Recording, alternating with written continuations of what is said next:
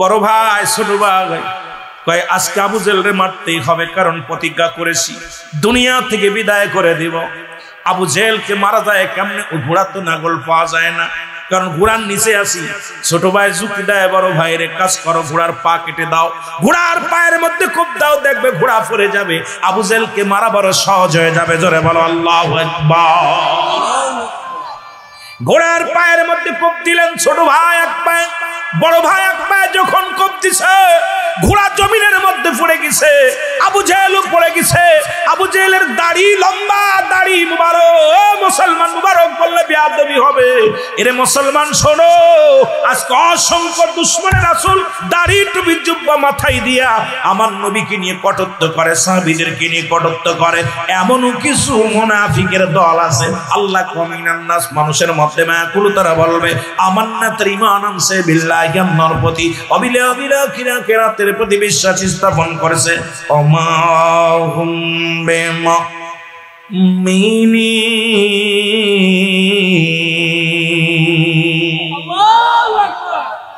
8 এবং 10 বছরের দুই ভাই। কয় ভাই? আপন দুই ভাই। নবী আমার কয় বালকেরা রে, নবী কেমনি বায়ানাত বলে নাই, আপনি কত ভালো এটা প্রমাণ এলাকার মধ্যে গেলে দেখবেন। কিছু কিছু মানুষকে দেখে বালকেরা পালায়, আবার কিছু কিছু মানুষকে দেখে দৌড়ায় ধরে। কারণ আপনার যাদের মন ভালা, যারা বালকদের ভালোবাসে, দেখবেন ছোট ছোট মাসুম বাচ্চাগুলো তার পিছ ছাড়ে না, সব সময় থাকে। আপনার চরিত্র কেমন এটা একমাত্র জাস্টিফাই করতে পারে আপনার ঘরের বিবি।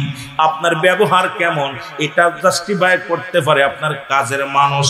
আপনার আমি কেমন ব্যবহার, আমার বিষয় জানতে হলে আমার ড্রাইভারের কাছে যেতে হবে, আমার সহকারী মুফতি মেহেদী হাসান সিদ্দিকীর কাছে যেতে হবে। ও মুসলমান শোনো, আর আমার ব্যবহার কেমন, ছোট্ট বালকেরা বলে দিবে রুহুল আমিন দুষ্ট গেলেই মারে। কারণ রুহুল আমিন ভালো আপনার চরিত্র জাস্টিফাই করতে হলে ছোট মাসুম বাচ্চাদের কাছে গেলে চিনা যাবে আপনি কেমন। জোরে জোরে চিল্লায় বলা যাবে না মারহাবা। আল্লাহ নবী বলা পর বালক দুটি লাগতে কয়, নবী গো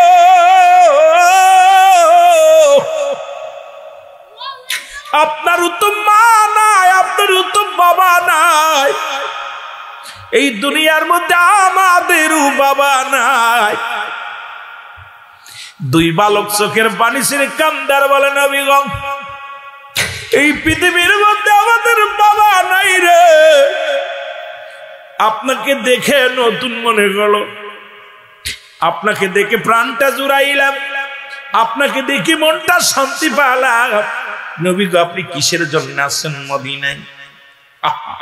কিসের জন্য আসছেন নবী গো? রাসূল বলে, শোনো, মদিনায় আমি আসছি আমার একটা উদ্দেশ্য, আমার আল্লাহ রাব্বুল আলামিনের হুকুমে আসছি। কারণ কাফের বেদুহিনেরা, আবু লাহাবের গোষ্ঠী, মুসলমান শোনা আবু জেহেলের গোষ্ঠীরা অসংখ্য মুসলমানদের নির্যাতন করে। বালক দুটি বলে, ইয়া রাসূলুল্লাহ, ইয়া হাবিবাল্লাহ, তাহলে থাকেন আমরা যাই। বাড়িতে গেলেন, বাড়িতে যা দেখি দুঃখিনী মা চোখের পানিগুলো ছেড়ে ছেড়ে কান্দে। দরজায় দাঁড়ায় 8 বছরের বালক আর হলো 10 বছরের বালক, দুটি বাচ্চা মানুষ দরজায় দাঁড়ায় দেখে রে মা জননী ফুফায় ফুফায় কান্দে। কয় আল্লাহ, আজ যদি আমার স্বামী বেঁচে থাকতো, আমার স্বামী বদর প্রান্তে যুদ্ধে যাইত। রাসূলুল্লাহ বদরের যুদ্ধের নাম ঘোষণা করেছেন। সুতরাং এই যুদ্ধে মুসলিম মিল্লাত, মুসলমানেরা আল্লাহ যুদ্ধে ঝাঁপিয়ে পড়বে, তার আগেই তো আমি আমার স্বামীরে হারাইলাম। আজকে যদি বদরের যুদ্ধে আমার স্বামী যদি যুদ্ধ করতে যায় শহীদ হয়ে যেত, তাহলে আমি শহীদের বিবি বলে কিয়ামতের ময়দানে রব্বে কারীম তোমার দরবারে দাঁড়ায় যা বলতাম, আল্লাহ আমি শহীদের স্ত্রী, আমি আল্লাহ আমি শহীদের স্ত্রী, আজকে আমার স্বামী বেঁচে নাই, আজকে আমার রাসূল যাবে যুদ্ধের ময়দানে, আমার ছোট ছোট দুটি বাচ্চা তারাও তখন নাবালক সাবালক হয় নাই, সুতরাং তাদেরকে পাঠাতে পারছি না, মনে বড় দুঃখ, আমিও যেতে পারছি না। কারণ আমি আমার রাসূলকে সাহায্য করব কেমনে? রব্বে কারীম আজকে আমার স্বামী দুনিয়ার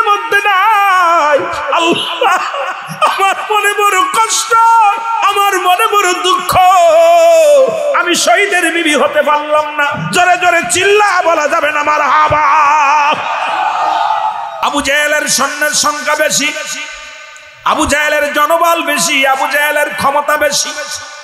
সুতরাং আবু জাহেল ওই যুদ্ধে আজকে তোমার বাবা বেঁচে থাকতো, তোমার বাবাকে আমি পাঠাইতাম, তোমার বাবা আজকে নাই, মনে বড় কষ্ট। না জানি আমার রাসূলের উপর আক্রমণ করবে, না জানি রে আমার এতিম নবীর গায়ে পাথরের আঘাত লাগবে, না জানি রে আমার এতিম নবীর মারবে। আমি মেয়ে মানুষ, আমি মহিলা মানুষ, আমার মা বোনেরা যারা আলোচনা শোনো একটু খেয়াল করো। নবীর প্রেম ডাক দিয়ে বলে বাবা রে আয়, দুটি ভাইকে দুটি বুকের মধ্যে নিয়ে বলে না মা গো বিদায় দাও, বিদায় দাও। আব্বা নাই তাতে কি হয়েছে গো মা, তুমি বিদায় দাও, আমরা দুই ভাই যাব রাসূলুল্লাহর সঙ্গে যুদ্ধ করার জন্য। কারণ আমার নবীজির পাশে দাঁড়াইব রে আবু জাহেলকে আমি জনমের শিক্ষা দিয়ে দিব। কারণ আমার নবীর কাছ থেকে শুনেছি সব চাইতে বেশি কষ্ট দিছে আবু জাহেল আমার নবীরে। সুতরাং আমরা প্রতিজ্ঞা করলাম মা আবু জাহেলের কাল্লা কেটে ফেলবো, আবু জাহেল হত্যা করবো, একবার বিদায় দাও। মা দুইটি ভাই সন্তানকে বুকের সঙ্গে টান দিয়ে বলে বাবা আয় রে আয়, তোরা আমার নবীর এত ভালোবাসিস রে বাবা, আমি তোদের বিদায় দিয়ে দিলাম যা। আরে মা কেমন, তোদের বিদায় দিয়ে দিলাম যাও, এরা আমার নবীর পক্ষে রাসূলুল্লাহর পক্ষে ঝাঁপিয়ে পড়ো ময়দানে। আমি দোয়া করে দিলাম রব্বি কারীম যেন তোমাদের বিজয় লাভ করায়। জোরে জোরে চিল্লায় বলো মারহাবা। নবীজি বললেন তোমরা কাতারে দাঁড়ায় যাও, আমি নবী আজকে সিলেকশন করব তোমাদের কাকে কাকে আমি যুদ্ধের ময়দানে পাঠাবো। মুসলমান 313 জন সৈন্য পাঠাইবে রাসূলুল্লাহ। রাসূলুল্লাহ নিজেই বললেন আমি আজকে তোমাদের সৈন্যদেরকে বাছাই করব। দুই ভাই বলা বলি করে ভাই রে যেহেতু আজকে মরছি বিপদে পড়েছি, আসি তো যুদ্ধ করার জন্য। রাসূল বলছে মাপ দিবে, এখন যদি মাপে কম পড়ে যায় নিবে না, কি করা যায়? দুই ভাই এক জায়গাও দাঁড়ানো যাবে না। বড় ভাই ছোট ভাইকে বলে তুই ওই জায়গা দাঁড়া, 3-4 জনের সামনে যে দাঁড়া, আমি আর একটু পিছিয়ে দাঁড়াই। কারণ দুজন দুই লাইনে দাঁড়ায়। উনি যে একটা টিলার উপরে একটা পাথরের উপরে দাঁড়াইলেন বড় হওয়ার জন্য। রাসূল মাপতে মাপতে যায় বড় ভাইয়ের কাছে গেলেন, মারহাবা বলেন, ওনার গায়ে এক হাত দিলেন, দিয়া কয় বাবারে তুমি এখানে দাঁড়াইছো কেন? বলে হুজুর আমি যুদ্ধে যাব। 10 বছর বয়স। কয় বছর? এই যুবকেরা কয় বছর? 10 বছরের ফুলাকে আমি যুদ্ধে যাব। নবীজি কয় তুমি ছোট মানুষ। এদিকে কয় হুজুর আমি তো বড় হওয়ার জন্য এনে দাঁড়াইছি। সুবহানাল্লাহ বলেন না, কত বড় বুদ্ধি দেখছেন। হুজুর কয় তুমি এনে দাঁড়াই, হুজুর বড় হওয়ার জন্য দাঁড়াইছি, মানে টিলার উপরে একটা দাঁড়াইছি, উঁচু জায়গা দাঁড়াইছি, খুব বড় দেখা যাচ্ছে। নবীজি বলেন তুমি ছোট্ট মানুষ এখানে দাঁড়াইছো কেন? বলি ইয়া রাসূলুল্লাহ ইয়া হাবিবাল্লাহ আমি যুদ্ধে যাব। নবীজি বললেন তুমি কি বলতে চাও? তোমার মা বাবা তোমার বাবার কাছ থেকে অনুমতি নিয়ে আসো। বলি ইয়া রাসূলুল্লাহ ইয়া হাবিবাল্লাহ আমার বাবা দুনিয়া থেকে আগেই বিদায় হয়ে গেছে। তাহলে তোমার মার কাছে বিদায় নাও। ইয়া রাসূলুল্লাহ ইয়া হাবিবাল্লাহ আমি আমার মায়ের কাছ থেকে বিদায় নিয়ে আসছি, কারণ আমার মা আমাকে দোয়া করে দিয়েছে যুদ্ধের ময়দানে যাওয়ার জন্য। ইয়া রাসূলুল্লাহ আপনি না বলবেন না, আমাকে একটু সুযোগ দেন, আমি যাব বদরের প্রান্তে যুদ্ধ করতে। কারণ যে আপনাকে গালি দিছে, যে আপনাকে কষ্ট দিছে, সব চাইতে মক্কার জমিনে যে সবচেয়ে কষ্ট দিছে নবী গো, তাকে আমি মারার জন্য যাব। আমার নবীজি বুকের সঙ্গে টান দিয়ে কয় যা তোরে আমি সিলেক্ট করলাম। সুবহানাল্লাহ। বড় ভাই ডাকবে ছোট ভাইকে বলে যেহেতু রাসূল তোমাকে সিলেকশন করে নাই, তোমাকে নির্বাচন, তোমাকে কি করে নাই, তোমাকে সাপোর্ট করে নাই, তুমি ফিরে যাও। আমার কোলে কয় না রে ভাই, কারণ আমার নবীরে গালি দিছে রে, আমার নবীরে কষ্ট দিছে। বড় ভাই তুমি যাবা যুদ্ধের ময়দানে, আমি 8 বছর আমিও ওয়াদা করেছি তোমার সঙ্গে যাব। দুই ভাই মিলে আবু জাহেলকে সাইজ করো। জোরে জোরে চিল্লায়া বলা যাবে না মারহাবা। জিবরিল আমিন এসে বলে ইয়া রাসূলুল্লাহ ইয়া হাবিবাল্লাহ ওদিকে আবু জাহেলের গোষ্ঠীগুলো হাজির হয়ে গেছে, আমি আপনার কাছে খবর নিয়ে আসলাম। নবীজি বলে ওদের সংখ্যা কেমন? বলে হুজুর 1000 সৈন্য, 1000 তরবারি। নবীজি বলেন আমার কাছে তো তরবারি আছে 2টা আর 8টা ঘোড়া আছে। এই মানুষের মধ্যে 313 জনের মধ্যে কার হাতে দিব তরবারি, কার হাতে দিব ঘোড়া? বলি ইয়া রাসূলুল্লাহ টেনশন করেন না, আল্লাহ রাব্বুল আলামিন আজকে 3000 সৈন্য আমার সঙ্গে পাঠিয়ে দিয়েছে, আর 5000 সৈন্য প্রস্তুতি রাখছে, যদি আপনি চান তাদের আনবো। কত হাজার? 3000 সৈন্য নিয়ে আমি আইছি নবীকে। ও তো 1000, আপনার 313 জন। আল্লাহ আমারে কইছে তুই এই আজিব রে 3000 সৈন্য নিয়ে যা। কত? আয় জোরে বলেন কত? 3000 সৈন্য। নবীজি সায়াদাকে 3000 সৈন্য, আয় হায়। এদিকে 5000 প্রস্তুতি আছে। নবীকে যদি লাগে ওদেরও ডাকতাম। 3000 আইছে আমার সাথে। রাসূলুল্লাহ বলেন তোমরা ওঠো, বদর প্রান্তে যুদ্ধের জন্য রওনা হয়ে যাও। আমার বাবারা, আমার বন্ধুরা, আমার গভীর মনোযোগ। যুদ্ধ শুরু হয়ে গেল, কাটাকাটি শুরু হয়ে গেল, মারামারি শুরু হয়ে গেল। ওদিন একজন নয়, দুজন নয়, 70 জন কাফেররা দুনিয়া থেকে বিদায় হয়ে গেল। 70 জন বন্দী হয়ে গেলেন। আর আমার নবীর সাহাবীদের মধ্যে মাত্র 14 জন শাহাদাতের ফেয়ালা পান করল। আমার বাবারা, আমার গভীর মনোযোগ। ওই বদর যুদ্ধ প্রান্তরে ওই বালক দুটি খোঁজাখুঁজি করে আবু জেহেলকে খুঁজতেছে, কোথায় রে আবু জেহেল?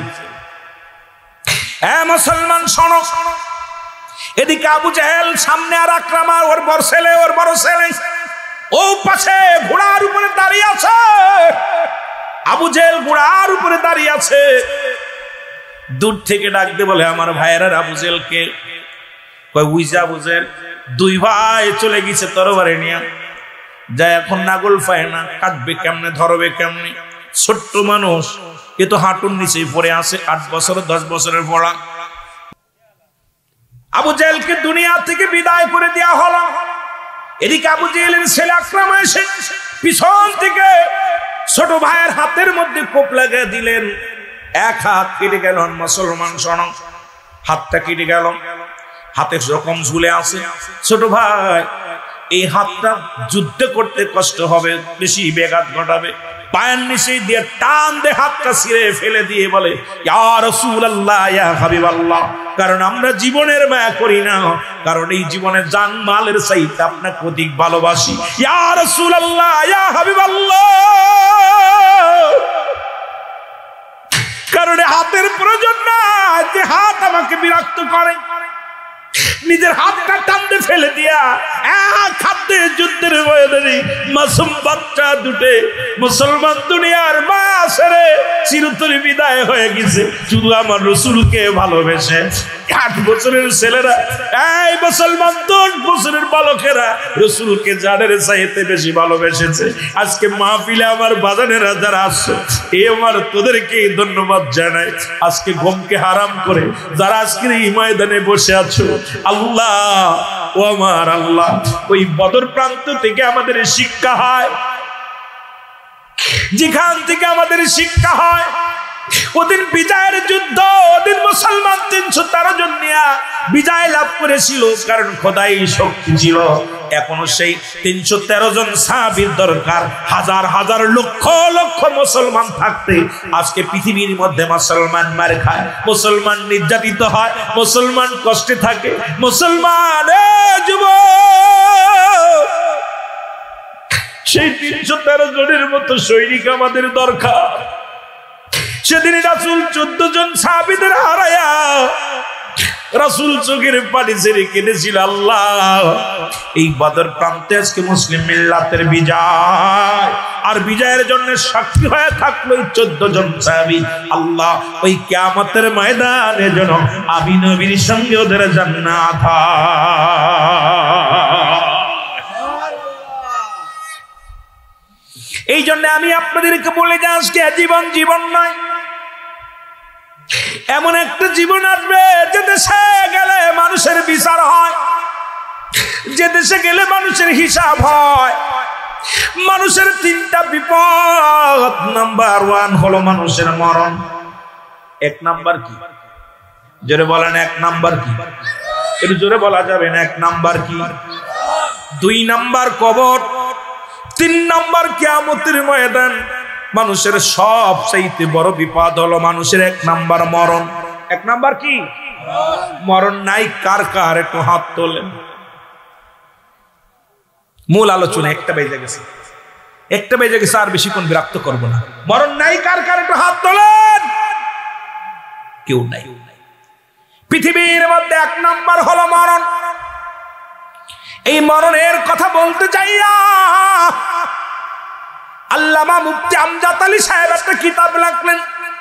কিতাবের নাম বাহারে শরিয়াত। এই কিতাবের মধ্যে উনি লিখতে যা বললেন, দুনিয়ার মানুষ শোনো, মানুষ যখন মারা যায় 70টা তাজা উটের গায়ের চামড়া জবাই না করিয়া উল্টো দিকে টান দিয়া লবণ আর মরিচ লাগা দিলে যতটুকু যন্ত্রণা হয়,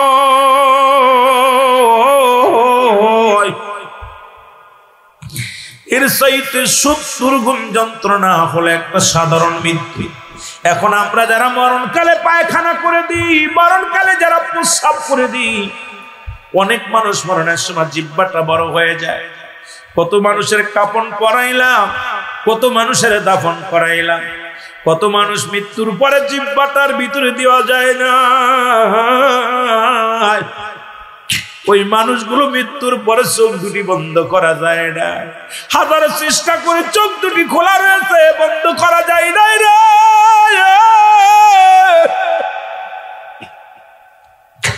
ওই মরণের সময় পায়খানা প্রস্রাব পর্যন্ত করে দিছে।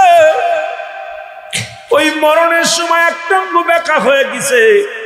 তাদের মরণটা কত কঠিন হয়। আমার বাবারা, আমার বন্ধুরা, আমার এই মরণের পেয়ালা পান করতে হবে, কোনো সন্দেহ নাই। শুধু আপনি আমি নয়, तमाम पृथिवी যেদিন শেষ হয়ে যাবে রে মুসলমান শুনে নাও কথাগুলো বলতে গেলে বড় কষ্ট হয় যেহেতু স্রষ্টার মৃত্যু নাই সৃষ্টির মৃত্যু আছে এইজন্য আমাদের জানার দরকার ফিরাউন নমরুদ কারুন আদম আলাইহিস সালাম থেকে শুরু করে আখির নবী রাহমাতুল লিল আলামিন পর্যন্ত কত নবী কত পয়গম্বর কত ওলি কত গাউস কত দুনিয়ার মধ্যে আগমন করে সবাই দুনিয়া থেকে বিদায় হয়ে গেল এই দুনিয়ার মধ্যে কেউ নাই থাকা সম্ভব নয় জোরে জোরে চিল্লায় বলেন ঠিক কি না কার জন্য সুদ খাও কার জন্য ঘুষ খাও কার জন্য দুনিয়ার সম্পদের পাহাড় গড়লাও এই দুনিয়ার সম্পদ খাবে লোকে তোমার দেহ খাবে পকে সুতরাং এই দুনিয়ার মধ্যে তুমি বিশাল বাড়ি করে গেলা ছেলে মেয়েদের খুশি করার জন্য আমেরিকা লন্ডন বাড়ি বানাইলাম বিদেশে কামাইলাম যাদের জন্য তুমি কামাইলা সে তো তোমার নয় এক ওয়াক্ত নামাজ আদায় করে দোয়া করে নাই একটা রোজা রাখিয়া দোয়া করে নাই দুনিয়ার মধ্যে তোমার জন্য কেউ কাঁদে নয় সম্পদের জন্য কান্দে এই দুনিয়ার সম্পদ তোমার ছেলে ভাগাভাগি করে দিবে মেয়ে ভাগাভাগি করে নিবে ভাই বন্ধু ভাগাভাগি করে নিবে তোমার গুনার ভাগটা কেউ নেবে না কারণ তোমার পাপের ভাগটা কেউ নেবে না এইজন্য দুনিয়ার সম্পদ খাবে লোকে তোমার দেহ খাবে ফকে আমার আল্লাহ ডাক দেখায় মুসা সারা জগতের মালিক আমি তুমি চিন্তা করো তোমার কওমের জন্য আর আমি রব্বে কারীম চিন্তা করি গোটা মাখলুকাত নিয়ে সুতরাং তুমি যেমন তোমার কওমরে ভালোবাসো তোমার চাইতে আমি কোন অংশে আমার কোন মাখলুকাতকে কম ভালোবাসি না কারণ সৃষ্টি জগতের শ্রেষ্ঠ তুমি শুনে নাও এই মানব জাতি শুধু নয় তাম পৃথিবীর যত মাখলুকাত আছে রে মুসা সব মাখলুকাতের অন্নদাতা হলাম আমি মুসা আলাইহিস সালাম মুসলমান শুনে নাও মুসা আলাইহিস সালাম কে আল্লাহ ডাক দেয় নবী মুসা যাও কথাবার্তা শেষ বিদায় মুসা আলাইহিস সালাম বড় লজ্জা পেয়ে গেলেন মাথা নত করে চলে আসলেন। আসার পথে দেখে রে, হাঁটতে হাঁটতে সে দেখে বিশাল কয়েকজন মানুষ কবর খনন করতেছে। কয়েকটা মানুষ তারা কবর খনন করে। মুসা নবী আস্তে আস্তে গুটি গুটি পায়ে আগায় গেলেন, যে বলতেছে ভাই এলাকায় তো কোনো মানুষ দেখি না, এলাকার মধ্যে কোনো মানুষ নাই, তবে আপনারা কার কবর খনন করেন তা তো বুঝলাম না। কয় নবী মুসা রে, আপনারা তো আমার নাম জানেন। কয় কেন জানবো না, আপনি এই জামানার নবী, আপনি মহল্লার নবী, আর আমরা এই দেশের বসতি, আপনাদের তো জীবনে দেখি নাই। কয় দেখবেন কেমনে, আমরা পাহাড়ি এলাকার মানুষ, মরুপ্রান্তের মানুষ। একবির হাতে কুদাল ধরাইয়া দিলেন, খন্তা ধরাইয়া দিলেন। কয় ভাইরে, আমরা আপনার সাথে সহযোগিতা করবো, আপনিও কবরটা খনন করেন। মুসা নবী সুন্দরভাবে কবরটা খনন করলেন। খনন করিয়া এবার মুসা নবী ডাক দে কয় ভাইরে, যে লোকটার এখানে শোয়াইবেন তার মাপটা কেমন? এবার ডাক দে কয় ভাই, যে লোকটারে শোয়াইব দেখতে শুনতে চওড়া লম্বা আপনার মতো, কারণ আপনি যত লম্বা এই সেই মানুষটা, যে মানুষটা এখানে ঘুমাইবে সেই মায়াতে এত লম্বা। আপনি যত চওড়া ওই মানুষটা এত চওড়া। সুতরাং এই কবরটার মধ্যে যাকে রাখবো আপনার মাপ আর তার মাপ ঠিক আছে। আরো জোরে কইতেন নি, আরো জোরে। মুসা আলাইহিস সালাম সুন্দর কবর খনন করলেন। কবরটা খনন করার পর দাঁড়ায় আছে। নবী মুসারে ডাক দে বলে, নবী মুসা বেয়াদবি মনে করবেন না, যেহেতু যে লোকটার এই কবরের মধ্যে রাখবো তার মাপটা ঠিক আপনার মতো, আপনি যদি একটু কবরের মধ্যে গড়ে দিতে দেখতেন, আপনার মাপ যদি ঠিক হয় সেই লোকটার মাপ ঠিক হবে, একটু আপনি কবরে কি শুইবেন? মুসা নবী কয় ঠিক আছে, দেখি শুয়ে দেখি। মুসা আলাইহিস সালাম যখন কবরের মধ্যে শুইছে, শুয়া মুসা নবী ডাক দে কয় রব্বে কারীম, এই নির্জন কবর।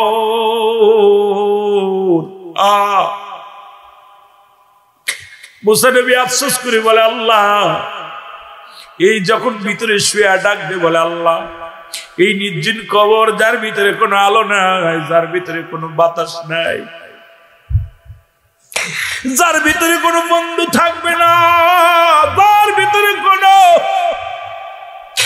বাতি থাকবে না, সাথী থাকবে না, এর নির্জন কবর।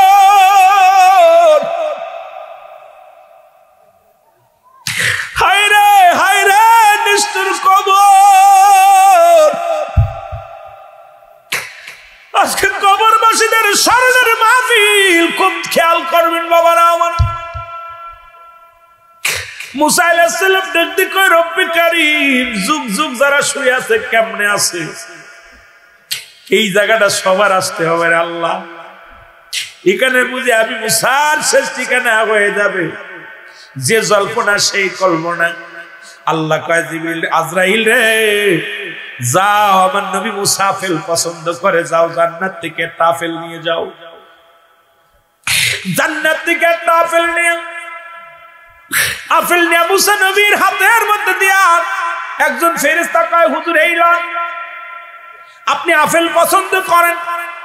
মুসা নবীকে আপনারা বুঝলেন কেমন করে? আপনি এত কষ্ট করে কবর খনন করছেন, গায়ে ঘাম ঝরছে, ক্লান্ত হয়ে গেছে, আপনি কবরের ভিতরে শুয়ে শুয়ে আপেল খান, কারণ আপনি আপেল পছন্দ করেন। মুসা নবী হাতের মধ্যে আপেলটা দেখে আর বুঝতে বাকি নেই এটা দুনিয়ার কোন আপেল নয়, এটা জান্নাত থেকে আইছে রে, আজকে বুঝি আমার শেষ ঠিকানা। আল্লাহ আজরাইল আর দেরি করো না, আমার নবী মুসা যখন আপেলের মধ্যে কামড় দিবে রে, আপেলের মধ্যে যখন কামড় দিবে তুমি প্রবেশ করবা, আপেলটা যখন শেষ হয়ে যাবে রুহটা টান দিয়ে বাইর করবা, কারণ আমার নবী মুসা আপেল পছন্দ করত, জান্নাতি ফলটা নিয়ে আসে। জিবরিল আমিন ফলটা দিলেন মুসা নবীর হাতে, হাতের মধ্যে নিয়ে মুসা নবী খাইতে লাগলেন। আজরাইল আলাইহিস সালাম ভিতরে ঢুকে গেছেন।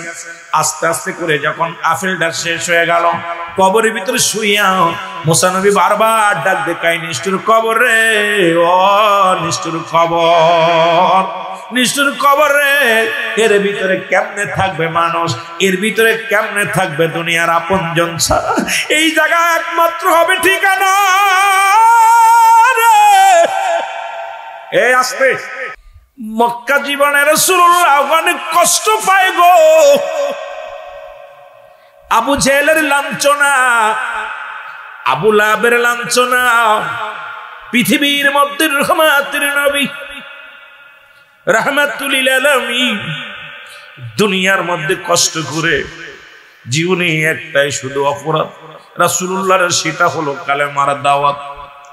আমি প্রথমে বললাম রাসূল বলছে হায়াতি খায়রুল লাকুম, আমার হায়াতের জিন্দেগিটা আমার উম্মতের জন্য কল্যাণশীল। ওফাতি খায়রুল লাকুম, রাসূল বলছে আমার ওফাতটা উম্মতের জন্য কল্যাণশীল। ও মামাতি খায়রুল লাকুম। মারহাবা। বন্ধুরে আমার দিলের কানটা লাগা শোনো, নবীজি এত লাঞ্ছনা এত কষ্ট করে হিজরত করলেন। দীর্ঘ 13টা বছর পরে আমি ছোট্ট মাসুম বাচ্চাদের দিকে মনে পড়ে গেল। রাত 12টা বেজে গেছে, এখনো তারা ঘুমায় নাই। আশিকে রাসূল গুলো, ওরা যে খাঁটি সুন্নি বাবার সন্তান, এই পাগলগুলো বসে আছে। রহমতের নবী মক্কা থেকে মদিনায় যে বসে আছে, ছোট্ট ছোট্ট দুটি মাসুম বাচ্চা এসে রাসূলকে ডাক দিয়ে বলে আসসালামু আলাইকুম, আপনি কে গো? নতুন মানুষ বুঝি আপনি? নবী কয় তোমরা কারা গো? আমরা মদিনার মানুষ। আপনি নতুন মানুষ, আপনার কাছে আসছি, আপনার নূরের চেহারা মুবারক দেখে বড় পাগল হয়ে গেলাম। আপনি কে গো? আপনার নূরের চেহারা মুবারক তাকাইলে মনটা ভরে যায়, দেখলে বড় মনটা ভরে যায়। আমি কে গো? আমার নবী কয় আমি হলাম উম্মতের কান্ডারি রাহমাতাল লিল আলামিন। আরো জোরে, উম্মতের কান্ডারি। আমার বন্ধুগণ, আমার দুটি ছোট ছোট বালক, একটার বয়স 10, একটার বয়স 8। কয় বছর? হ্যাঁ কথা বলেন, কয় বছর? 8 আর 10। ডাক দিয়ে বলে এ আল্লাহর নবী, নাম শুনেছি আপনি আমাদের মেহমান, মক্কা থেকে আসছেন গো। মক্কার মানুষেরা মনে হয় দুষ্ট, মক্কার মানুষেরা আপনাকে কষ্ট দিছে, আপনার মনে বড় কষ্ট। মুখের দিকে তাকাইয়া রে বুঝতে আর বাকি নাই, আপনার মুখের দিকে তাকাইয়া দেখি রে আপনি বুঝি বড় দুঃখী মানুষ। আমার নবী কয় বালকরা রে, আমি কত দুঃখী শোনো। পৃথিবীর মধ্যে আমি আমার বাবাকে হারাইছি, মাকে হারাইছি ছোট্ট জীবন। এই পৃথিবীর মধ্যে আমার বয়স যখন মাত্র 6 মাস মায়ের গর্ভে, আমার বাবারে আমি হারাইছি জীবনে। শরীয়তের চোখ দিয়া বাবারে দেখি, জীবনে কোনোদিন বাবারে শরীয়তের চোখ দিয়া দেখি নাই।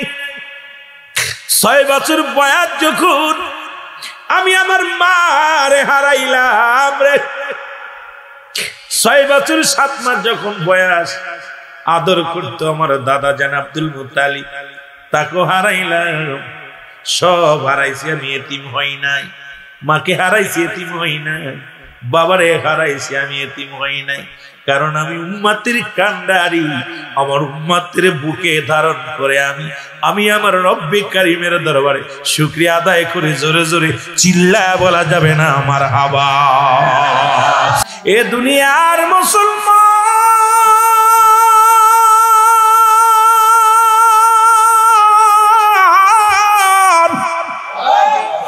মুসা নবীর কাছে আজরাইল যখন হাজির হইছে রে,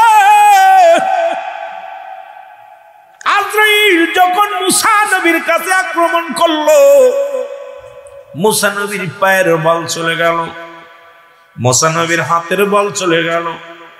মুসা নবী সাল্লামের বুকের ভিতরে রুহটা দরপর করা লাগলো, মুখের জবান খোলা রে।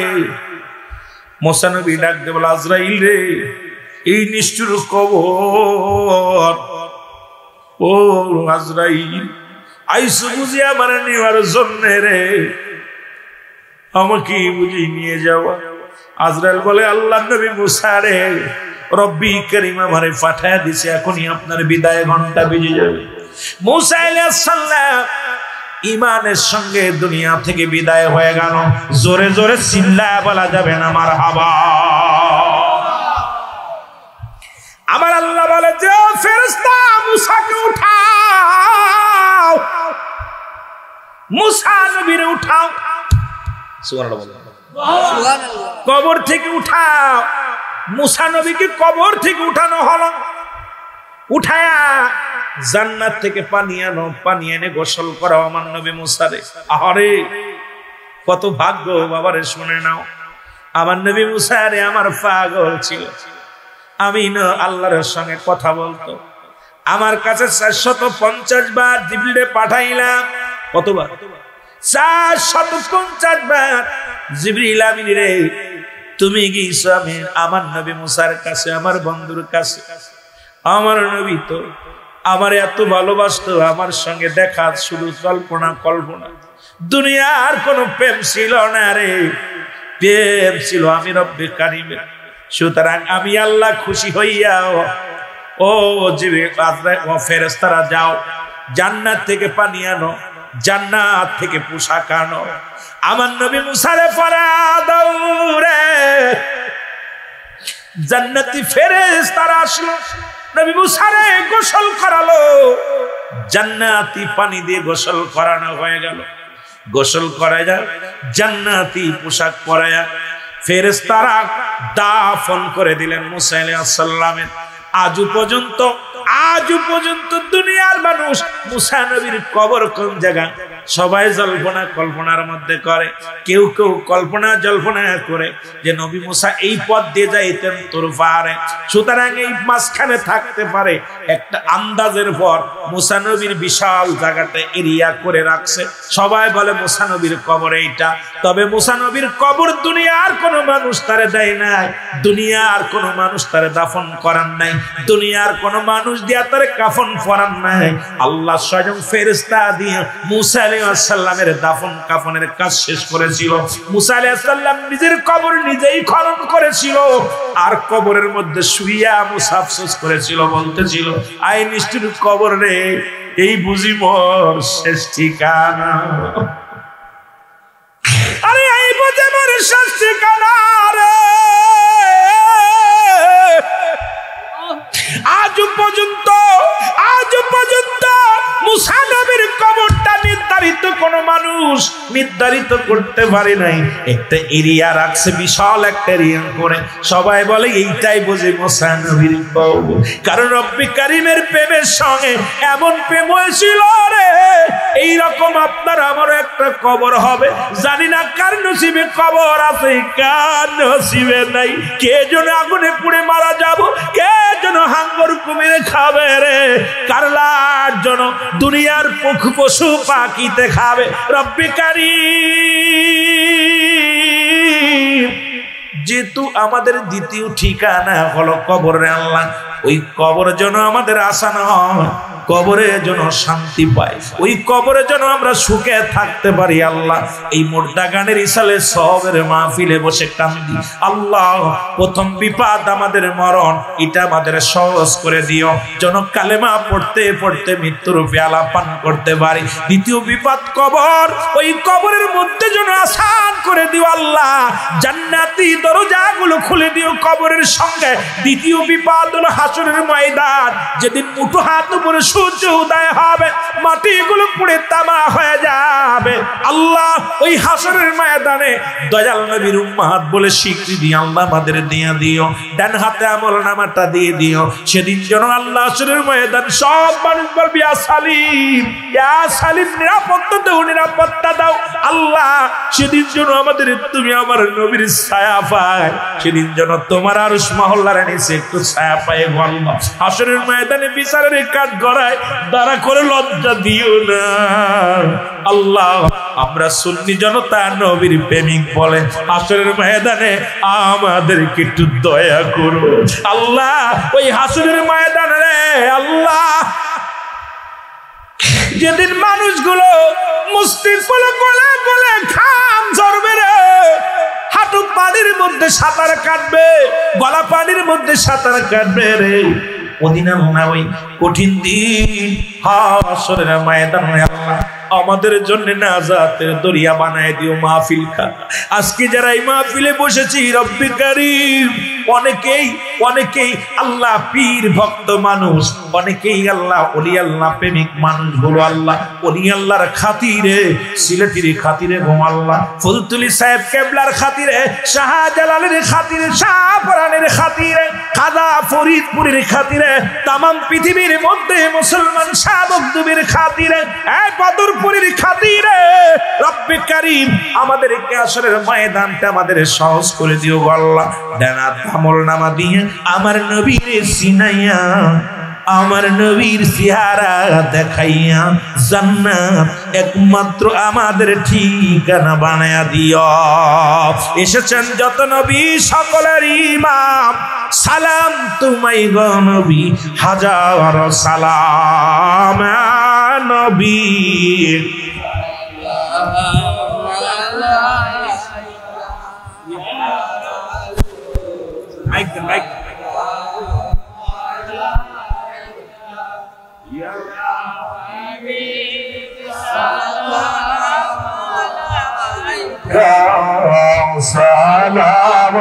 হঠাৎ রাসূল আকরাম সাল্লাল্লাহু আলাইহি ওয়াসাল্লাম বাচ্চাদের দেখে একটা কথা আমার মনে পড়ে গেল।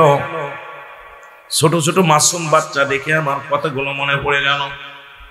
রাসূল আকরাম সাল্লাল্লাহু আলাইহি ওয়াসাল্লাম মক্কা জীবনে দীর্ঘ 13টা বছর লাঞ্ছিত হতে লাগলেন। নবীজি আমার কালেমার দাওয়াত দেন, লা ইলাহা ইল্লাল্লাহু মুহাম্মাদুর। এর আসবে কবে সুখের একটা দিন গো ইলাহি, আসবে কবে, আরো জোরে বলেন, আসবে কবে সুখের একটা দিন ও গো ইলাহি, আসবে কবে ইলাহি। রং তামাশার দুনিয়াতে আসিয়া ভুলিলাম সবে, শেষ বিচারের উপায় হবে কি আমার, শেষ দিনে যে উপায় হবে কি, ও আসবে কবে সুখের একটা দিন গো ইলাহি। আরো যদি বলেন, আসবে কবে সুখের একটা দিন ও গো ইলাহি, আসবে কবে। অল্প সময় অনেক আলোচনা করবো, যেহেতু বাচ্চাদের দেখে আমার হঠাৎ করে একটু মোড় ঘুরে গেছি, ওদিকে যাব। মূল আলোচনাটা যেটা আমাদের দরকার, চোখের পানি। কুন্দাকুন্দি করে লাভ নাই, রাগারাগি করে লাভ নাই, কারণ ইমানের মাপকাঠি আমার নবী। সেই নবীর ভালোবাসা দরকার আছে কি না? জোরে বলেন আছে কি না? আমি আনন্দ দিতে পারি না, আমার ছোটবেলা থেকে অভ্যাস, কারো গীবাতও করতে পারি না, কাউকে আনন্দ দিতে পারি না। মাহফিলে আসছি, আল্লামা কুতুবী রাহমাতুল্লাহ বয়ান করে, বান্দা যখন কবরের ভয়ে, জাহান্নামের ভয়ে চোখের পানিগুলো ছেড়ে তওবা করে আল্লাহ বলে ডাক দেয়, আল্লাহ বান্দার সব গুনাহ মাফ করে দেয়। তো মাহফিল দিয়া যদি গুনাহ মাফ না পাই, মাহফিল দিয়ে লাভ কি? আমার কথায় কি যুক্তি আছে? এখানে আসছে কিসের জন্য? তাবারক খাওয়ার জন্য, গুনাহ মাফের জন্য। নিজেদেরটা মাফ করাই নিব, আপনজন যারা শুয়ে আছে তাদেরটাও মাফ করাই নিব। কার কাছ থেকে? জোরে বলেন, কার কাছ থেকে? এখানে দুইটা জিনিস পাওয়া যাবে, একটা রহমত, একটা গজব। ওরে আসবে কবে সুখের একটা দিন গো ইলাহি, আরো জোরে বলেন, আসবে কবে ইলাহি, আসবে। তুমি চক্ষু দিলা দেখিবারে,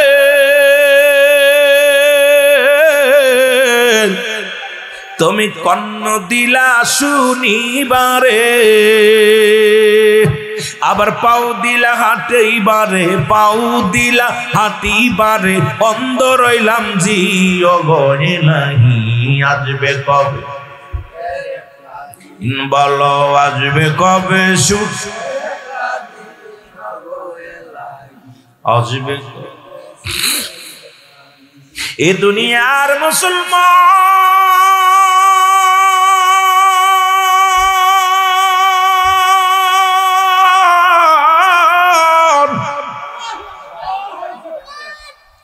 আসবে কবে সুখের একটা দিন গো এলাহি আসবে কবে আরো জোরে বলেন আসবে কবে সুখ ইন গো এলাহি আসবে এলাহি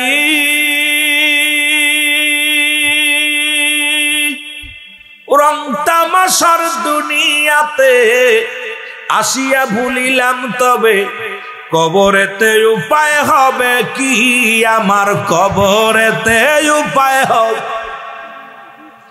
এলাহি এই রং তামাশার দুনিয়াতে আসিয়া ভুলিলাম সবে কবরেতে উপায় হবে কি আমার কবরেতে উপায় হবে যেদিন যারা যারা করবে বিচার নাই কারো ওই যে নিস্তার যেদিন যারা যারা করবে বিচার নাই কারো ওই দিনে নিস্তার দয়াল নবী হইবেন কান্ডারি ওগো ইলাহি আসবে কবে সুখের আরো জোরে বলো না মুখস্থ করো আসবে কবে সুখ আসবে কবে সুখের একটা দিন আমার আসবে কবে আসবে কবে নফসি নফসি সবার মুখে ডাকবেন নবী উম্মত বলে ওই নবীজির প্রেমিক হইয়া ওই নবীজির প্রেমিক হইয়া উঠি জন আখেরাতের দিন গো ইলাহি আসবে কবে সুখের একটা দিন বলো আসবে কবে আসবে কবে সুখের একটা দিন বলো আসবে কবে আসবে কবে এ দুনিয়ার মুসলমান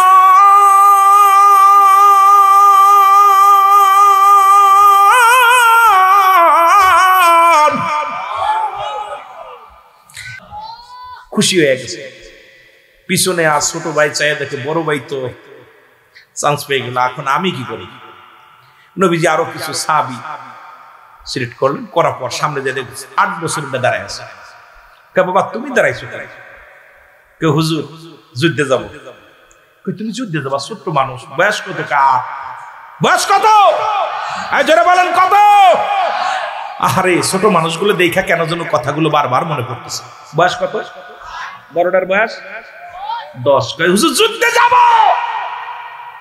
হুজুর বলেন বাবা তুমি 8 বছর বয়স কয় হুজুর ওই যে সিলেক্ট করছেন ওইটা তোমার বড় ভাই ওইটা নিছেন না ও কত বড় আমার সাথে 2 বছরের বড় মাত্র সুবহানাল্লাহ বলেন আর জোরে বলেন না কয় তাই নি হুজুর হ্যাঁ ওইটা আমার বড় ভাই কয় বাবা ও তো একটু বড় আছে দেখতে শুনতে একটু যদিও 8-10 বছর বয়স অনেক ছেলে মেয়ে একটু লম্বা চওড়া হয় ওটা তো দেখতে শুনতে একটু বড় আছে এই জন্য ওরে নিছি তুমি ছোট মানুষ তুমি কয় হুজুর আমিও জানি কয় বাবা না তুমি ছোট মানুষ তুমি বাড়ি ফিরে যাও তোমার মার কাছ দাও কয় হুজুর মার কাছ থেকে শেষ বিদায় নিয়ে আইছি আহা শেষ বিদায় নিয়ে আইছি আমাকে বিদায় দেন আমাকে সিলেকশন করেন কারণ আমি যাব রাসূলুল্লাহ বলে বাবা একটু গায়ে পায়ে বল আছে ভালো অস্ত্র ধরতে পারবে ঢাল ধরতে পারবে ঘোড়ায় চড়তে পারবে তুমি তো ছোট্ট মানুষ বলি ইয়া রাসূলুল্লাহ একটা কাজ করেন তাহলে একটা কাজ করেন কি কাজ আমার ভাইয়ের গায়ে গোশ বেশি আমার ভাইয়ের লগে আমি কুস্তি ধরবো ভাই যদি আমার সাথে ঠইগা যায় তাহলে কি আমার নিবেন মারহাবা বলেন কইছে বড় ভাই তো 2 বছরের বড় গায়ে পায়ে বল বেশি হুজুর ইয়া রাসূলুল্লাহ আমাকে না বলেন না আমি উনার লগে কুস্তি আমারে বলছেন গায়ে বল নাই ওর লগে পারতাম না বড় ভাইয়ের লগে মালাম ধরতো 2 ভাইয়ের লগে ধরবো বড় ভাই যদি ঠইগা যায় তাহলে কি আমারে নিবেন রাসূলুল্লাহ হ্যাঁ নিব ঠিক আছে ছোট ভাই যায় বড় ভাইরে চোখি চোখি চোখ রেখা কয় বাইরে আমার তুই যাস না সুবহানাল্লাহ বলেন এই আস্তে না জোরে কইতেন আস্তে না জোরে কইতেন অনেক বালক মাহফিল আসার জন্য আব্বারে আব্বা আমারে নিয়ে যাব মাহফিল আর অনেক দূর নিতাম না কথা কইতেন নি ছোট ছোট বাচ্চাগুলো দেখে আরে ওই ছোট বালক মাহফিলে দেখা যায় না এত রাত পর্যন্ত 12টা পার হয়ে যায় আমার পোলা একটু ছোট ছোট মাসুম বাচ্চাগুলো আল্লাহ এদেরকে বড় আলেম বানিয়ে দিও যারা বল আল্লাহু আকবার কেন জানো কলজার ভিতর লাগতেছে দেখা কলিজাটা ঠান্ডা হয়ে গেছে বালকগুলো দেখা। রহমতের নবী ঠিক আছে বাবা, দুই ভাই বড় ভাইরে কয়, ছোট ভাই বড় ভাইরে, ভাই তোমার গায়ে বল বেশি, বছর 2 বছর বড় তুমি যদি আমার ধরো আমি পারবো না, তুমি একটা কাজ করো, কাজটা হলো তুমি আমার আসতে ধরবা, আমি জিতা যাবো, আমি যুদ্ধে যাবো। এক নাম্বার বিপদ হলো, এক নাম্বার বিপদ কি? মরণ। যারা বলেন এক নাম্বার বিপদ কি? মরণ। 2 নাম্বার কবর। 3 নাম্বার হলো কিয়ামতের ময়দান। প্রত্যেকটা মানুষের যদি এই 3টা চিন্তা মাথায় থাকে, এই 3টা যে আমার 1 নাম্বার মরণের পেয়ালা পান করতে হবে, এখান থেকে পৃথিবীর বাঁচার মতো কোনো পথ নাই। কারণ ডাক্তার কবিরাজ কত ওষুধ আবিষ্কার করলো, কত কি আবিষ্কার করলো, মরণ থেকে বাঁচা যাবে এমন ওষুধ আবিষ্কার করতে পারে? করছিনি? ওষুধ আছে হয়তো 6 মাস বাঁচবে না। দেখা যায় টাকা পয়সা আছে, টাকার গরম, লন্ডন আমেরিকা নিয়ে 6 মাস 1 বছর চিকিৎসা করার পর কিছুদিন হায়াত আল্লাহ হতে দিয়েছে। তারপরেও যারা মুসা আলাইহিস সালামের কাছে, আদর আলাইহিস সালাম এসে মুসা আলাইহিস সালামের জানটা নেওয়ার জন্য, মুসা আলাইহিস সালাম বলতেছে, খুব খেয়াল, বলতেছে জিবরিল তুমি আইছো কেন? আপনার জান নেওয়ার জন্য আসছি। তো আপনি কি যাবেন না থাকবেন? খুব খেয়াল, আপনি কি যাবেন না থাকবেন? মুসা আলাইহিস সালাম বলতে, দাঁড়া আমি আল্লাহর লগে একটু কথা কয়ে দিই, আল্লাহর লগে কথা কয়ে দিই। এখন জিবরিল আমিনের মাধ্যমে কথা বলতেছে, মুসা, জি আল্লাহ, আল্লাহ আপনি আজরাইলে পাঠাইছেন? কহ আজরাইলে পাঠাইছি। পাঠাইছেন তো? ও আমার আল্লাহ, আপনি আজরাইল পাঠাইছেন? কয় জি পাঠাইছি, তোমার জন্য পাঠাইছি, শোনো কথা হচ্ছে, খুব খেয়াল। কয় মুসা তুমি কি আর কিছুদিন থাকতে চাও দুনিয়ায়? দুনিয়া বালহুয়া কিলাব, এই দুনিয়াটা পচা দুর্গন্ধ মরি। মানুষের চরিত্র হলো কুকুরের চরিত্র। কুকুর যেমন মুড়ি পাইলে খুশি হয়, সে জামানার মানুষগুলো সম্পদ পাইলে খালি খুশি হবে। সব ছেড়ে দিয়া খালি দুনিয়ামুখী হয়ে গেছে। জোরে বলেন ঠিক কিনা? সব দুনিয়ামুখী হয়ে গেছে। দুনিয়ামুখী আমার নবীজি বলে গেছেন, ঠিক দুনিয়ামুখী হয়ে গেছে। আল্লাহ বলতেছেন, মুসা তুমি কি আরো 10 বছর থাকতে চাও? 20 বছর, 50 বছর, কতদিন থাকতে চাও? মুসা আলাইহিস সালাম বলতেছে, আল্লাহ আমি আর 100 বছর যদি থাকি তারপরে কি হবে? তারপরে মরণ লাগবে। কি হবে? জোরে বলেন না, কি হবে? মুসা কয় কিতা কয় রে, 100 বছর সাফর এরপর মরা লাগবে, 50 বছর মরা লাগবে, 10 বছর মরা লাগবে। রব্বে কারীম যদি মরাই লাগবে তাহলে আর এতদিন পয়সা লাভ কি? দুনিয়ার মধ্যে এত কষ্ট করে ইবাদত বন্দেগী করা, বুড়া হয়ে গেছি এখন, ওর দরকার নাই। তা আপনার লগে মরার আগে একটু শেষ, আল্লাহ গো আপনার লগে আমার একটা দাবি থাকবে, আমি মরার আগে আপনার লগে কিছু কথা কইতে চাই। সুবহানাল্লাহ কইতে পারবেন? সুবহানাল্লাহ। আরো জোরে বলেন না। সুবহানাল্লাহ। যে আমার দিদারটা হবে, যেহেতু আমি আর বাঁচতে চাই না, যেহেতু 20 বছর পরে মরা লাগবে, 50 বছর পরে মরা লাগবে, 100 বছর পরে মরা লাগবে, যেহেতু আমাকে বাঁচাই রাখবেন না, তা আমি আর বেশি বাঁচতে চাই না, আমাকে একটা সপ্তাহ একটু সুযোগ দেন, আগামী সপ্তাহে আপনার সঙ্গে একটু সাক্ষাৎ করবো, তারপরে মালাকুল মউত পাঠাই দিন। সুবহানাল্লাহ বলেন। জোর হলো না? যাক, আজরাইল ফিরে গেছে। আল্লাহ আজরাইল কি খবর? আল্লাহ তোমার মুসা কইছে আর এই একটা সপ্তাহ আপনার লগে একটু দেখা করব, কথা কইব, তারপরে যাব। কই তাই নি? হ, যে আমি বলছি আপনি 500 বছর দিয়েছেন, 100 বছর, যতদিন যাবেন ততদিন পর্যন্ত আপনার হায়াতের মধ্যে বরকত দান করবো আল্লাহ। আপনি থাকতে চান কতদিন? কয় থাকতে তো চাইছিলাম, কিন্তু তারপরে কি হবে? কয় মরণ লাগবে। তা মরার কথা হই না, মুসা নবী কইছে দরকার নেই, যেহেতু যেতেই হবে আগেই যাই। সুবহানাল্লাহ বলেন। এ যুবকেরা খেয়াল করবি, যত আগে যাব ততই লাভ। পাপ থেকে বাঁচার দরকার। যে অবস্থায় পাপ চলতেছে, ব্যভিচার চলতেছে, অন্যায় চলতেছে, জুলুম চলতেছে, ঈমানের সঙ্গে যদি মরতে পারি জীবনটা সার্থক। জোরে বলেন ঠিক কিনা? আরো জোরে, আরো জোরে। মুসা আলাইহিস সালামকে ডাকছে আল্লাহ, মুসা আয় পড়ো। মুসা নবী গেছে, সাক্ষাৎ হচ্ছে। সাক্ষাৎ হওয়ার পর মুসা আলাইহিস সালামকে ডাক দিয়ে বলতো, সে নবী মুসা, তুমি আর তোমার সঙ্গে কথাবার্তা কাল্লা, আমি তো চলে যাব, দুনিয়া থেকে যাওয়ার আগে আপনার সঙ্গে দেখা করার জন্য আসছি। সর্বপ্রথমে একটা দাবি হলো আমার বনি ইসরাইলের লোকজন আমার অত্যন্ত মায়া করে, ভালোবাসে। এই যে দুনিয়ার মায়া দেখেন না, মরে যাচ্ছেন, বাল বাচ্চার মায়া ছাড়তে পারে না। কথা বুঝেননি? মরে যাচ্ছে তাও ছেলের জন্য কান্দে, মেয়ের জন্য কান্দে। আরে বেটা, তুই কবরের কি পুঁজি করছস? ফজর গেছে কাজা, ঈশা গেছে কাজা, মাগরিব গেছে কাজা, জোহর গেছে কাজা, আসর গেছে কাজা, এদিকে চিন্তা নাই, বাল বাচ্চার জন্য কান্দে। মুসা কয়, আল্লাহ কি কাল্লা গো, ওই আমার কওমের লোকের একটু খাবার ব্যবস্থা করে দিন, কারণ ওরা আমারে ভালোবাসে, ওরা ওদের নালিশটা নিয়ে আইছে। আমার আল্লাহ কয়, মুসা রে, তোমার যাবার সময় হয়ে গেল, তুমি এখন কম নিয়ে ভাবো। তুমি কি জানো, তুমি তোমার কম নিয়ে ভাবো আর আমি আমার সৃষ্টি জগৎ নিয়ে ভাবি, কারণ আমি আমার সৃষ্টি জগতে যা কিছু আছে সব কিছুর দায়িত্ব আমি রব্বে কারিমের। আমি খাওয়াই, আমি পড়াই, আমি মারি, সব কিছুর মায়ের দায়িত্ব কে? জোরে চিল্লায় বলেন কে? মনে হয় আপনাদের দায়িত্ব অন্য কেউ নিছে, এই জন্য আওয়াজ নাই। দায়িত্ব কার? তারপরও আল্লাহ আমার বনি ইসরাইল লোকেরা একটু কুড়িয়ে জাতি তো, ওরা ফিরি ফিরি খাইতে ভালোবাসে, ওদের খাবারের ব্যবস্থা। আল্লাহ কে, মুসা তুমি এখন যাও, এই পথে যাও, ওই জায়গায় বসো, এখান থেকে যা তুর পার ওই পাশে যে বসো। যাইতে পথে মুসা আলাইহিস সালাম হঠাৎ দেখে একটা নদী দেখা মুসা আলাইহিস সালাম, আল্লাহ এত বড় নদী, এই নদী তো দেখলাম না আসার সময়।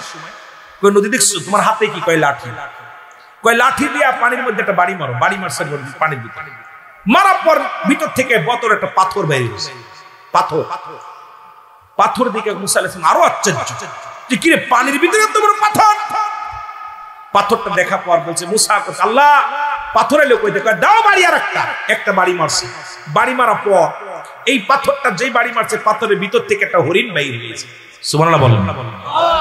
কি বাইর হয়েছে? হরিণ। হরিণের মুখে তাজা ঘাস। কি ঘাস? তাজা ঘাস। মুসা আলাইহিস সালাম আল্লাহ, কি আশ্চর্য, সাগরের মধ্যে পাথর, পাথরের মধ্যে হরিণ, হরিণের মুখে খাবার।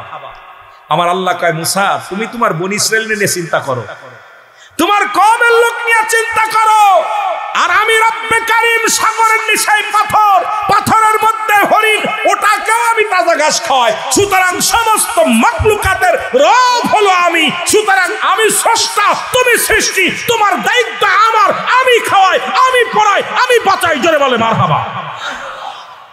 আওয়াজ জোর হয়নি, একটু জোরে বলেন মারহাবা। এরপরও মানুষ ঘুষ খায়। এই ঘুষ করে না, সুদ করে না, খাওয়ায় কে? জোরে বলেন কে খাওয়ায়? আল্লাহ। আমি এই জন্য মাছ ফিরাই একটা ওয়াজে বলি, মুসা আলাইহিস সালাম লজ্জা পেয়ে গেছে। এত লম্বা আলোচনা করা যায় না, আপনাদেরকে এইটুকুই বোঝা উচিত যে যেহেতু আল্লাহ খাওয়ায়, আল্লাহ পড়ায়, তাহলে ঘুষ সুদ খাওয়া যাবে না। ঠিক কি না? কথা কন, ঠিক কি না? যে না খেয়ে আছে তারও দিন যাচ্ছে। আপনারা কমলাপুর রেল স্টেশনে যাবেন, যা দেখবেন আইরে কষ্ট। কমলাপুর রেল স্টেশনে গেলে মানুষের কান্না দেখলে আপনি জীবনও আর এই সুদ ঘুষ পাবেন না। কত মানুষ বালিশ নাই, খেতা নাই, লেপ নাই, সারা রাত শুকায়, খাবার নাই। আহা, এই দেখে আপনি জীবনে, আমার মনে হয় এই জন্য আল্লাহ পাক রাসূল সাল্লাল্লাহু আলাইহি ওয়াসাল্লাম আপনাদেরকে এই হিজরত করতে বলছে, আপনার কি করছে, ভ্রমণ করতে বলেছে। কারণ দেখে আসেন না, আপনাদের বেশি দূরের দরকার নেই। আপনি এই যে সিলেটের রেল স্টেশনে যাবেন, যা দেখবেন কত মানুষ কত অসহায়। কারোর হাতে জামা, কারোর কি কাপড় নাই গায়ে, কারোর খেতা নাই, কম্বল নাই, খাবার নাই। আপনি ওর চাইতে কত ভালো আছেন, আপনি কত ভালো আছেন। দিন ভিখারি তারা, আর আপনাকে আল্লাহ কত সুন্দর রাখছে। এরপরে নাফরমানি, তার মানে কপাল। বাবা তোদের পায়ে ধরি আওয়াজ দিস না, আওয়াজ দিস না। এখানে আগে বলছে দুইটা জিনিস পাওয়া যাবে, রহমত এবং গজব। আমার বাজানেরা কত কষ্ট করে বসে আছে, তোরা একটু দাঁড়িয়ে থাক, বসে থাক, এই তো আর অল্প ছেড়ে দিব, তারপরে সবাই এসে বসবে, প্রয়োজন নাই। এখন আগে কপাল যাদের ভালো তারা জান্নাতের বাগান ছাড়বে না। কিন্তু দুঃখ হলো আওয়াজ দিবেন না, আস্তে আস্তে ইশারা দিয়ে নিজেরা বসেন, অন্যকে সুযোগ করে দেন। জিকির করেন আর আগে আগে বসেন, লা ইলাহা ইল্লাল্লাহ, আগে বসেন না।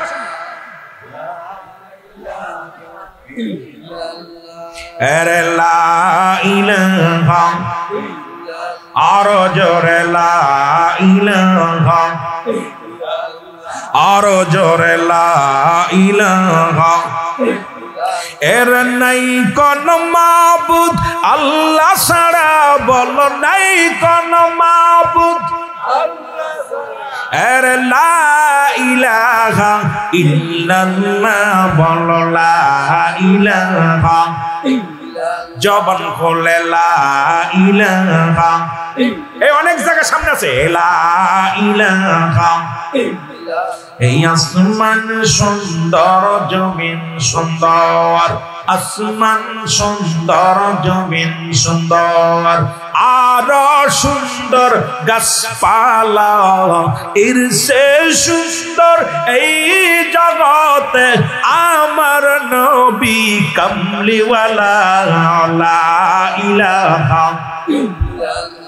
আগে বসেন না সবাই সবাই আগে বসেন ভাইদের বসে দেন লা ইলাহা জবান খোলে লা ইলাহা তুমি কাউকে বানাইলা নবীউল্লাহ তুমি কাউকে বানাইলা খলিলুল্লাহ বলো কাউকে বানাইলা নবীউল্লাহ তুমি কাউকে বানাইলা খলিলুল্লাহ আইরে নূর মুহাম্মদ সাল্লাল্লাহ বলো নূর মুহাম্মদ আর লা ইলাহা ইল্লাল্লাহ বলো লা ইলাহা লা জোরে লা ইলাহা আগে বসেন লা ইলাহা লা ইলাহা ইল্লাল্লাহ মুহাম্মাদুর রাসূলুল্লাহ এ ভাই এই কমিটির ভাইরা বেজাল বাতায়েন ওটা নিজেরা সোজা করে নিবে দেখো আপনাদের লাগবে না এলাকার মানুষগুলো ভালো দেখবেন এমনি বয়া পর বসেন আপনারা বসেন আমার কমিটির ভাইরা নিজেরাই আপনারা দেখবেন আমার ভাইরা এমনি বয়া পড়বে দেখছেন না কত সুন্দর ছাতক পাখির মতো বসে আছে সবাই তো দুয়ার কাঙ্গাল সবাই আমরা দিন ভিখারি কেউ আপনার সবাই চাই কিছু আল্লাহর কাছে সবাই সুতরাং ডিস্টার্ব করবেন এদেরকে ডিস্টার্ব করবেন বসেন কথা বসেন মোহাব্বতের সঙ্গে দুরূদ শরীফ পড়েন আল্লাহুম্মা